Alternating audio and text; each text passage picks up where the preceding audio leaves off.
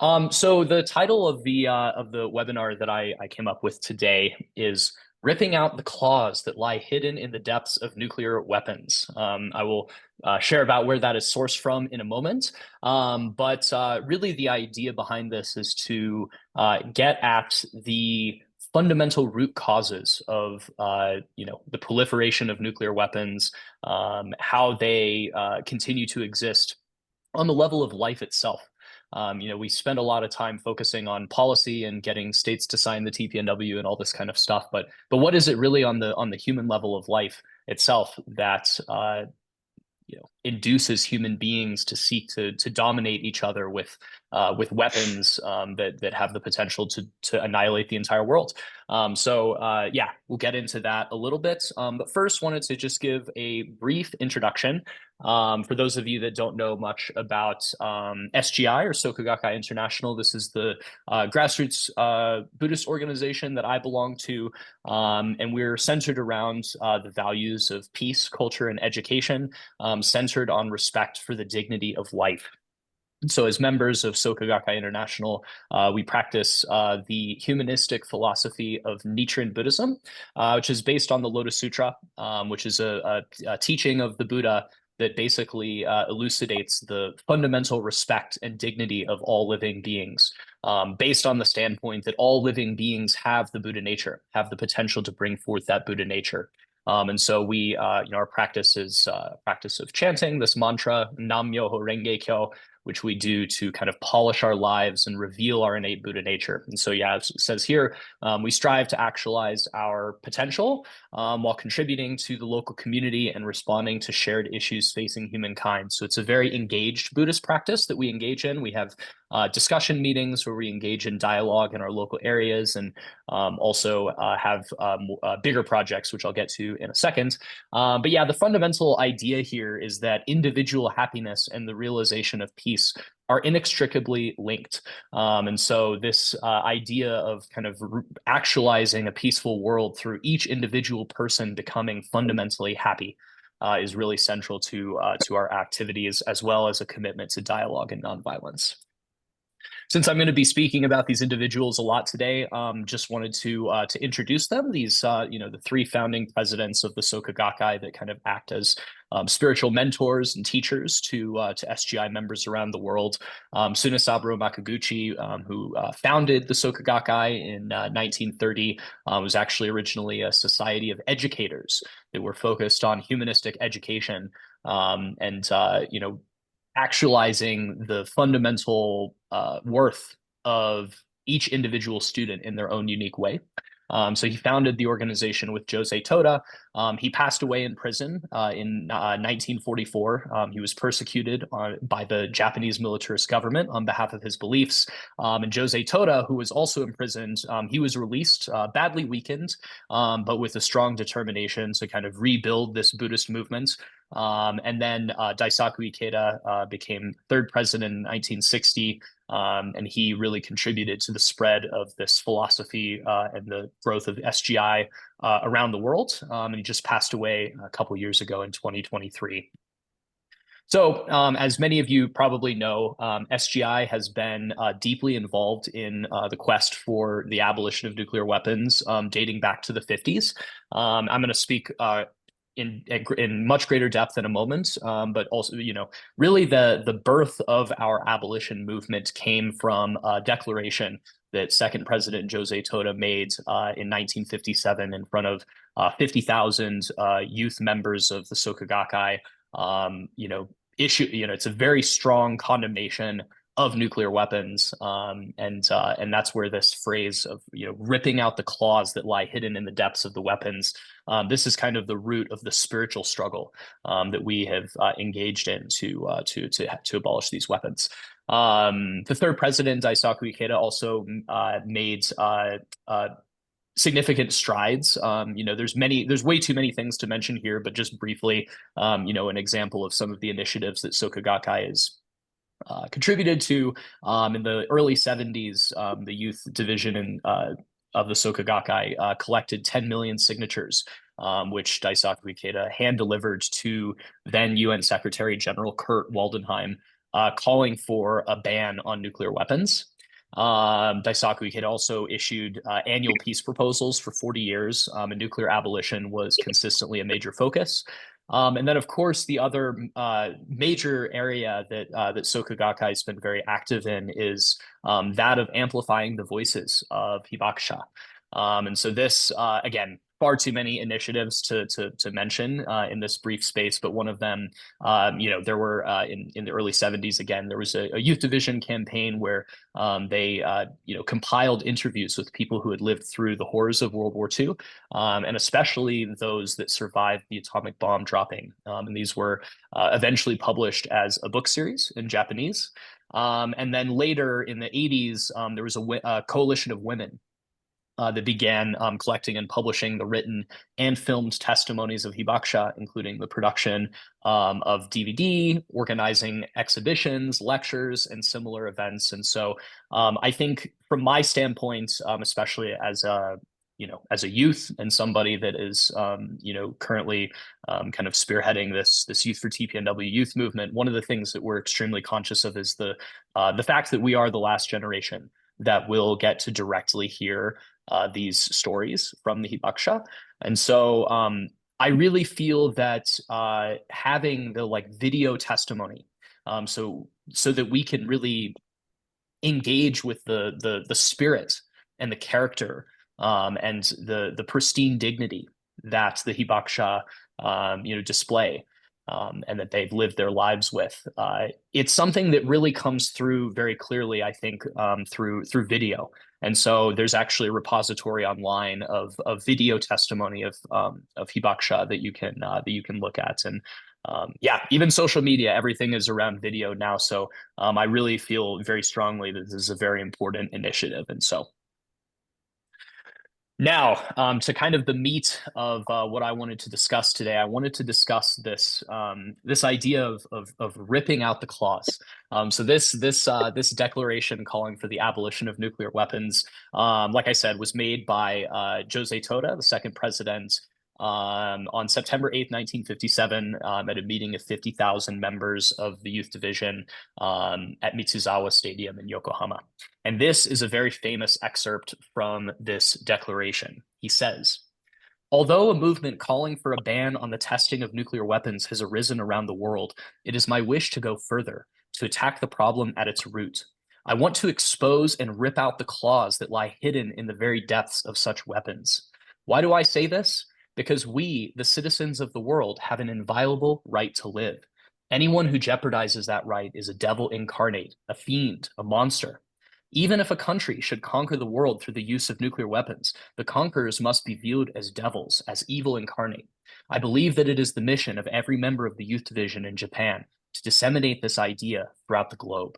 So this is a very strong condemnation of the nature of nuclear weapons, decrying them as, effectively manifestations of this devilish nature inherent within human life, this nature and tendency to destroy, to control others, to assert one's dominance, for one's own self-centered needs. And so, speaking on the significance of this declaration, Ikeda writes, "In 1957, when Jose Toda made his declaration for the abolition of nuclear weapons, the major world powers were putting increased energy into the development and manufacture of nuclear weapons.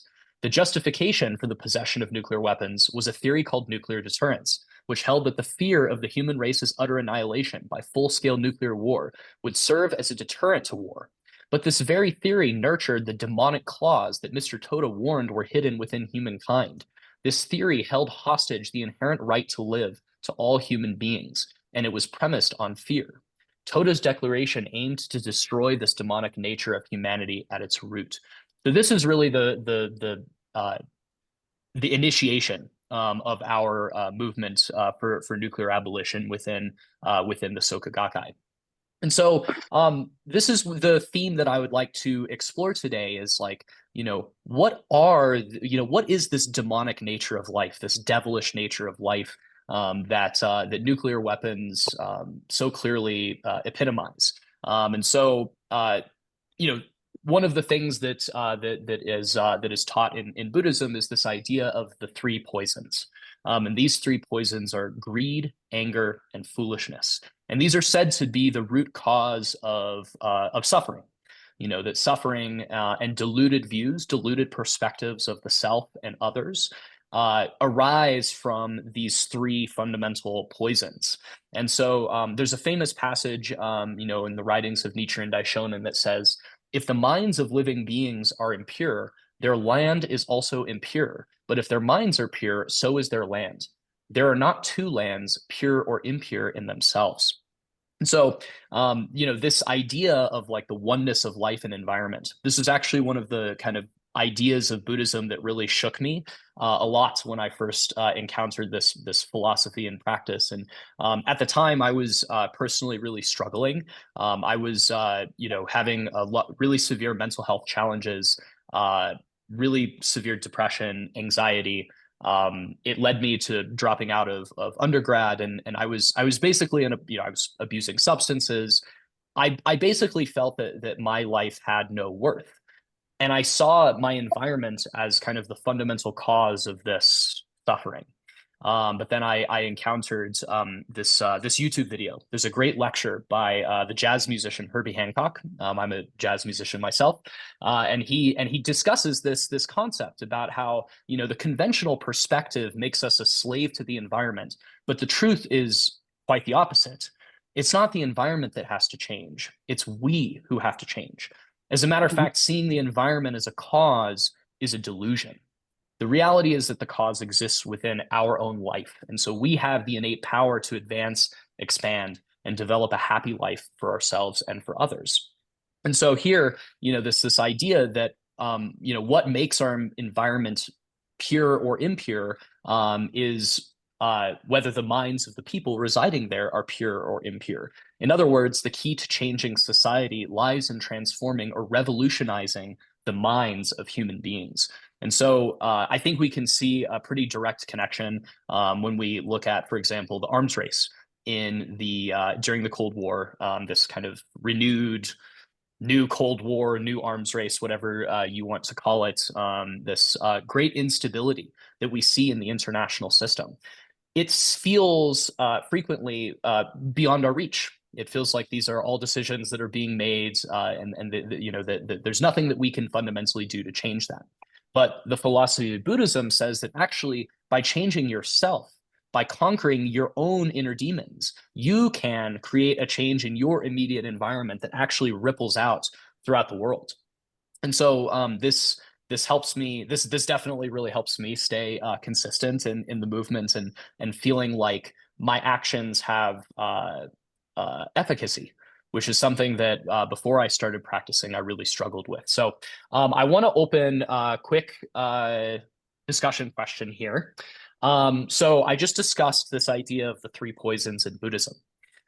What other characteristics of the human heart do you think give rise to the claws hidden in the depths of nuclear weapons referenced in Jose Toda's declaration? So here, I'm gonna try to pull up my Zoom window. Yeah, feel free to put your answers in the chat or just you know, speak up, one word, two words, a sentence, whatever it is. You know, what do you think are the characteristics of the human heart that give rise to these claws? Yes, fear, that's a big one.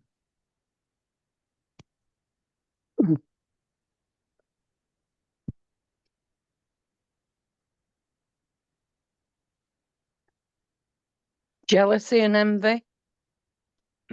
Yes, mistrust, wanting to dominate, jealousy, envy. Yes.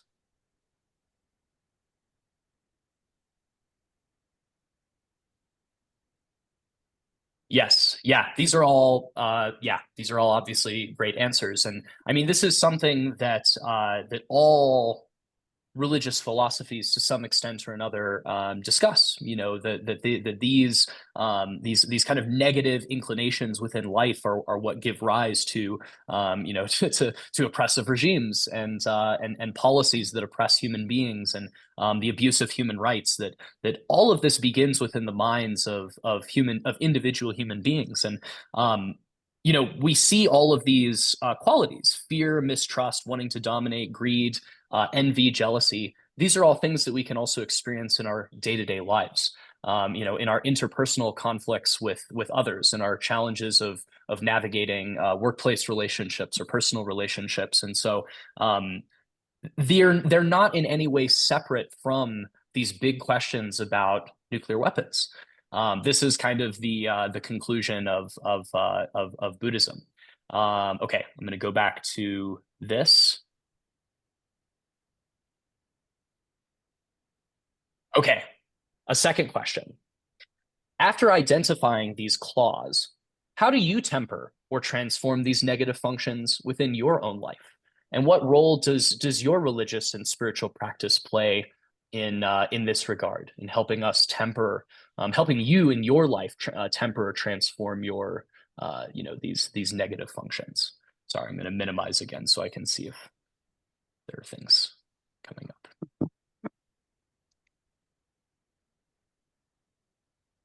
Yes, greed for power coupled with military nuclear weapons, irreversible situation, fear-based power politics. Yes.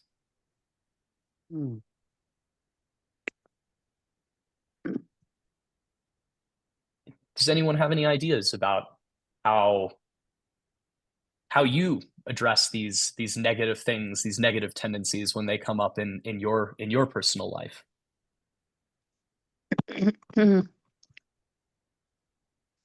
Richard?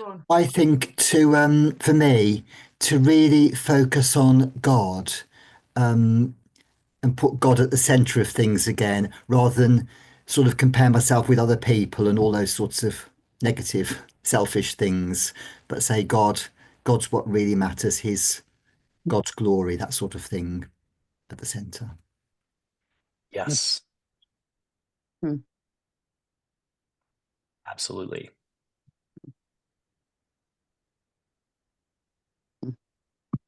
Practicing being patient with others. Yes. Trust in a bigger picture. Yes. There's like this theme of like connecting with something that's beyond ourselves, something that is transcends the, you know, the shallowness of human existence, something that is that speaks to the more profound. Yeah, remembering we're passing through Earth, love and protect for future generations. That's beautifully put. Yes. Recognizing maybe the temporary nature of life, you know, that we're all here for a limited time, and you know, we have a choice about how we can leave this world for future generations. Anyone else have any ideas?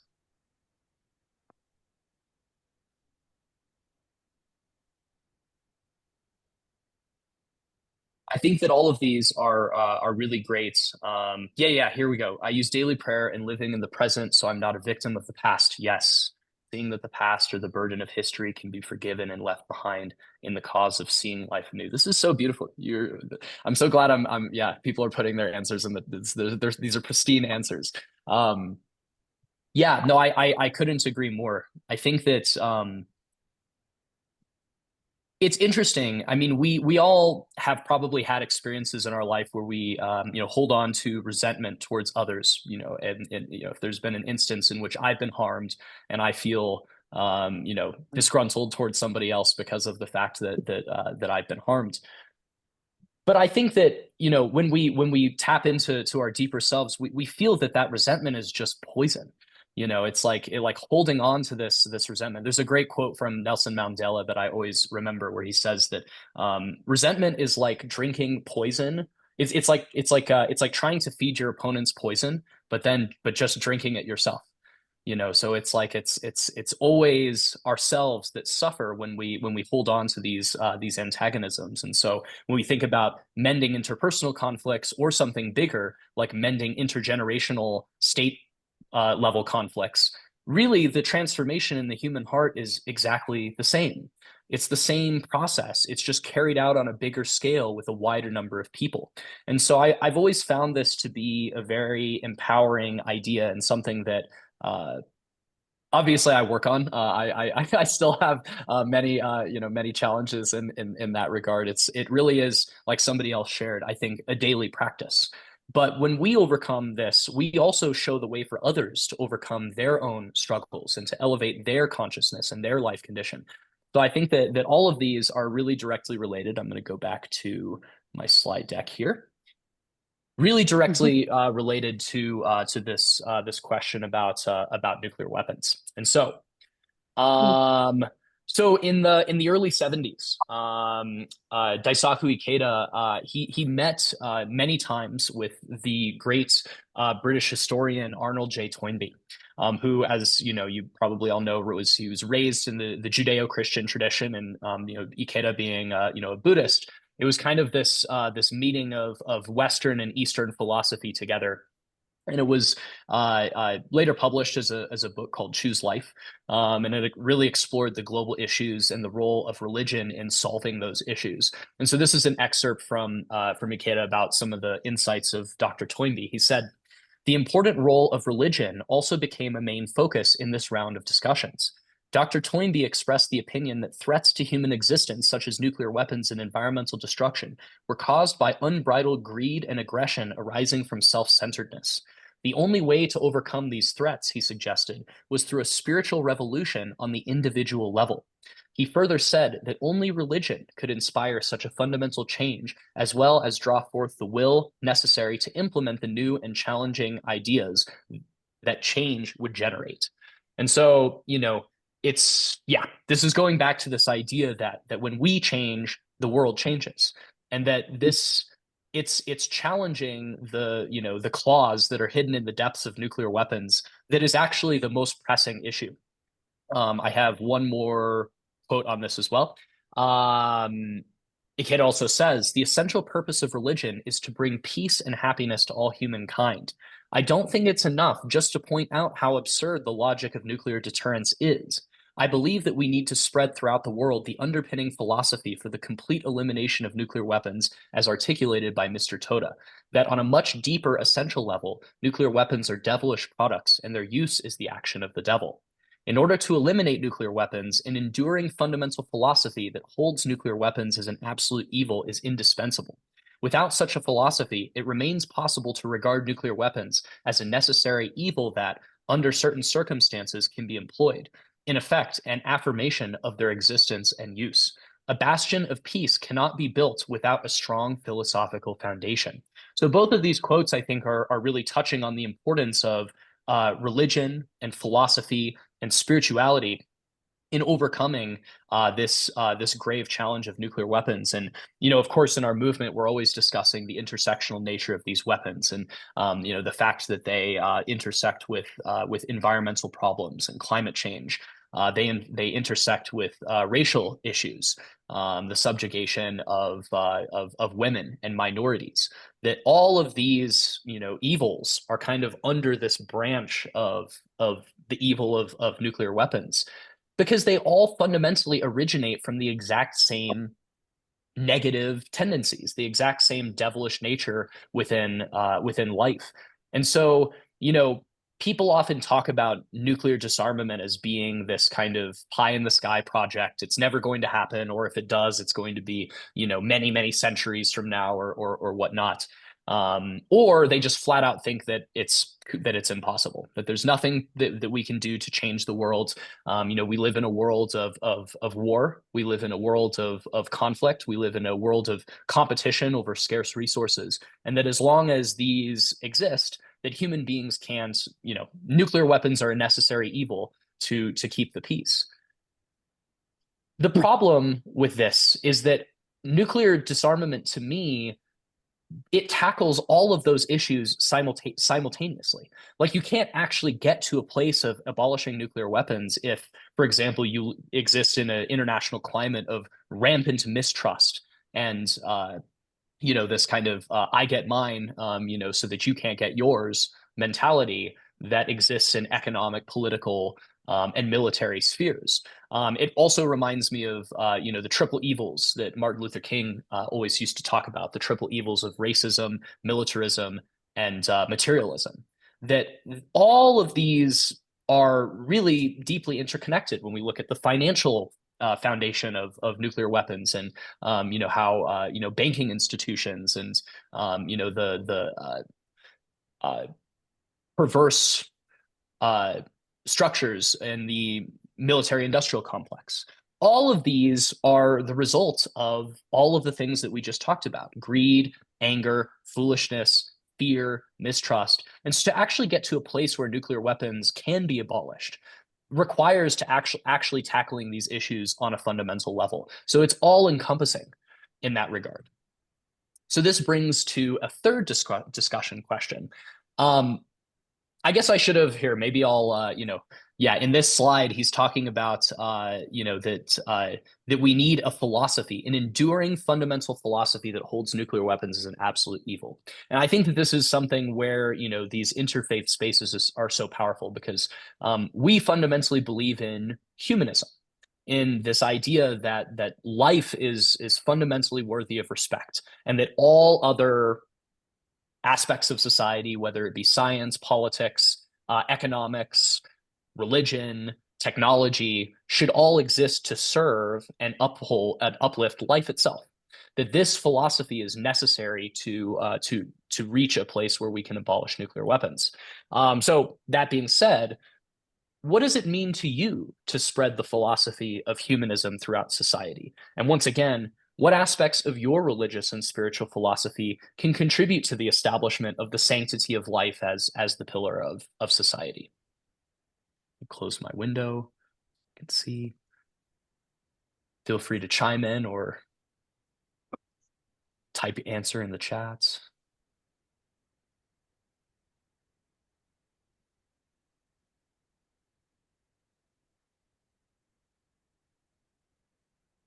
Kind of a big question.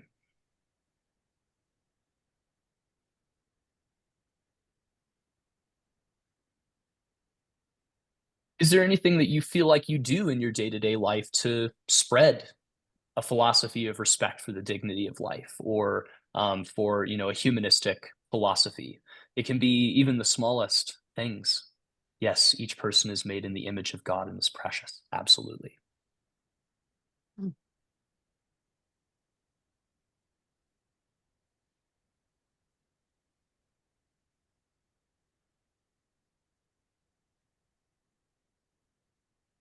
From a Christian perspective, we think a lot about spreading the kingdom of God, which is a sort of partnership between God and us, and we have to play our part. And that includes prayer, but also actions and just the whole way in which we live. As you say, it can be very small things, but we'd often use that expression, the kingdom, the values of God. Um, Absolutely. Yeah. Yeah, it kind of begs this yeah, this broader connection between yeah, being able to overcome our self-centeredness and our ego just in our day-to-day lives, getting cut off in traffic. I mean, there's so many, examples that people that we all face on a day-to-day basis, um, where we have a choice. Am I going to revere the dignity of this person's life, or am I going to slight them? Am I going to, to cause them harm? Am I going to say something that I'm going to regret, or that that's a negative cause for my life or for this person's life? Or do I move forward? Do I find a bridge? Um, Does anybody else have any ideas or maybe even examples of being able to overcome, something that happened recently, maybe that, in the day-to-day life of um, overcoming some kind of interpersonal problem, or yes, sorry, I'm not watching the chat here. Yeah, do no harm and live simply. Selflessness, yes. Pray for people in need. Try to be generally friendly. Publicize CND events. That's a great thing. Plug in CND. Um, Services, yes. De-escalating minor conflicts often means other people reevaluate their fear of the world. Yes, yes. Really, we can change other people through changing ourselves by showing people like, I'm nothing to fear. You and me, we are fundamentally the same. We're different, but we're the same. But Mm. this notion is something that we talk about in security studies as the security dilemma. This idea of mutual distrust. So I'm going to arm myself because I don't trust you. Then you see me arming myself, and you're like, "Wow, that's sketchy. I'm gonna now start arming myself because you are arming yourself." And then it turns into this it's arms race. I mean, that's literally what arms race dynamics are, and there's always a place where we can, I think, interrupt that cycle so that we Mm. can, say, okay, let's take a breather here. Let's pause. What are we doing? Why are we doing this? Otherwise, it's like this mania, this insanity, which of course, we saw during the Cold War. And then there were these moments like the Reykjavik summit, like the INF treaty that Reagan and Gorbachev signed. These moments of clarity, of sanity, of recognizing like this is not good for either of us. It's actually in our mutual interest not to do this. And it's the same in day-to-day life. Getting mad on the highway, it's like it's in our mutual interest not to be angry at each other on the highway because the only lives we're risking are ours. you know Mhm. Mm. does anyone else have any ideas or about this spreading of humanistic values, humanistic philosophy in day-to-day life?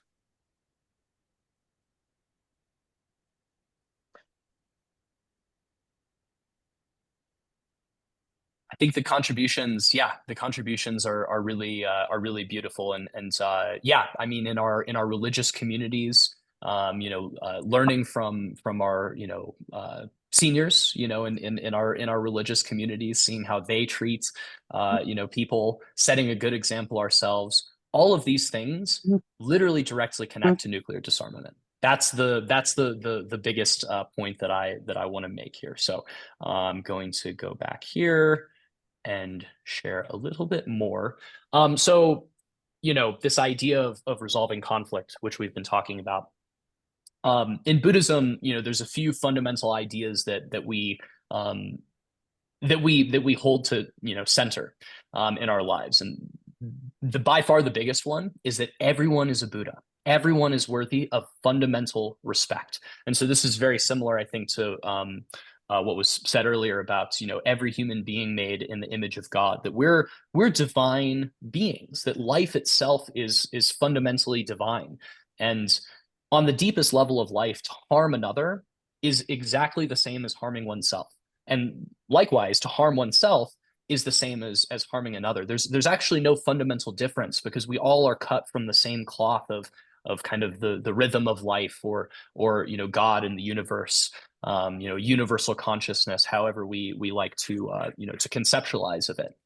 And so when we recognize that Yeah. everybody is fundamentally worthy of respect, you know, this practice, this day-to-day practice and challenge of treating ourselves with respect, treating others with respect. This is the fundamental thing this is why I was suffering so much. When I was 19, 20 years old, when I was in that really negative place I was talking about, because frankly, I was not treating myself with any respect whatsoever. I was holding on to grudges of the past. I was holding on to my own mistakes of the past, using it kind of as a battering ram for at all times. I had very little self-compassion. I lost a lot of friendships during that time period because if you don't have compassion for yourself, it's very difficult to have compassion for others. And it was Mm. only, when I realized that, oh, my life, of course, this didn't just happen all at once. I didn't just have, one epiphany, and it's still something I have to work on all the time. But when I, realizing that, oh, my life actually has value. I can actually make a difference in this world. I have the capacity to be happy. Happiness is within me. It's not dependent on other people or my circumstances. Everything began to change for me, and if I hadn't had that realization, there's no way I would be involved in this movement. I would have, I would just probably be like anybody else that's apathetic towards this, and oh, there's nothing you can do. Or if there is something that you can do, well, would I have to run for office? Like, not seeing this direct connect between daily life. The second Yeah. thing is that dialogue is the most powerful means of creating understanding and respect among people. And so, I mean, dialogue is a cornerstone of nonviolence. It's something that that was very central to Gandhi's philosophy, very central to King's philosophy. It's very central to our philosophy as well in the Soka Gakkai. That dialogue is the fundamental path for unraveling distrust and mistrust that exists between people. And like I said, states, they're just conglomerations of people. So to engage in dialogue, it's actually an act of courage. It's an act of courage where we're recognizing the humanity of the other person, regardless of what has happened in the past, even if atrocities have occurred, or outright violence and warfare between two states. To be able to meet on that level and acknowledge this person is a human being, I'm a human being, and we ultimately are in this together. This is the opening. And it's not to say that this is easy from here on out. Negotiations, negotiating international treaties, it's a very dicey process. But without dialogue, there's no avenue. And so that's one of the things that personally I feel very concerned about with the state of the world, is that there's a hesitancy often toward dialogue with those that we disagree with. And I think especially when it comes to nuclear matters, I mean, think of something as simple as, we're carrying out a ICBM test in the Pacific, and we're on bad terms with China, so we're not going to let them know. Okay, well, that leads to how many that leads to potential accidents or misunderstandings, or thinking that that it's a real launch and not a test launch. The thinking about the hotline during the Cold War, dialogue is the underpinning for all of that, and it's a courageous action based on respect. And then third, of course, which is what definitely we've talked about a lot today, that our inner transformation is key to changing the world, and really fundamentally believing that when we change, the world changes. Every single day of our lives takes on so much more meaning, in everything that we do, whether it's, a webinar, or, bringing home, flowers for your partner, or whatever small action that it might be. Every single moment takes on this. It's like almost like, I have like a mission. I'm here for a reason. And based on what I know about Christianity, it's I think that idea resonates. This idea that God, we have a mission in this world that only we can fulfill. I think that this is, there's so many commonalities here. Okay, I've done a lot of talking, so I want to kind of, try to summarize many of the points today. Two key points. The first one is the elimination of nuclear weapons will only become possible when a citadel of peace is built in the heart of every individual, when each person is committed to the dignity and sanctity of life. And second, we cannot look to politicized groups to bring an end to the use of nuclear weaponry. We need a movement that transcends ideology and politics, that concentrates on awakening and changing individuals at the most profound level of life itself. So although spreading the teachings of humanism through one-on-one dialogue may seem like a circuitous route, sharing this philosophy with others is in fact the most meaningful action we can take toward abolishing nuclear weapons. So I have one final discussion question.